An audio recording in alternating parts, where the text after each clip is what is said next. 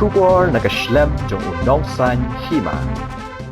Ngut kibriu kila du yala ka jong ka jingim hadien ba kila mat ya ka Jingjia Aksident kabala ja ha kawai na kijaka Hasan kilo jong ka surok sha lang West Khasi Hills. Superintendent of Police ka West Khasi Hills uloong bakatay ka Jingjia kala ja ha kamit jong ka khatway tarik urempang 8,000 apusan ha kapor kumba shipo saupusan. Shushu USP uloong ru banakalyang jong kipulit kilayo jingtip bakaway ka truck kabathali kabadan southli kishaka kabadan ya u number AF ya kaba ya unong nya omsyam latip kerteng kumta kadang temu banlet syasya lang bad hadien bakalapoy hi hakabenta jong ka san kilo jong ka than sya lang bad hakajing penherstet bad nya Khlem da Pyrkhat jong unong nya kala ya kendu ya ka Jingjia Aksident bad kaway pat ka truck saw syaka kabathali kabadon ya u number ML not pra B ar saw khandai saw bad kalahab harut ka surak ka khubor na USP ka West Khasi Hills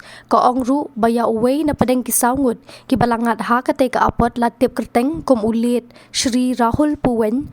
ubadang arpu arsnem ka karta nanong riangka na syalang bad laingut ki weipat ki bampat la ban itu baro ki Khlad hasyan ka khubor ka ongru bahadien ka te ka Jingjia la penkit no ya baro syariang do CHC bad ki la pendep ya ka postmortem bad ya uway na ki te ki sangut bala itu kerteng la IT syaki bahayeng hasem ha ka khat artarik urempang 8,000 apusan kat ba ya ki weipat ki laingut kidang sa na ka bentaban pentikna ha ka baya dei bad kani ka Jingjia la register case sa Shalang police station bad ka jing toket kadang ya chkhamat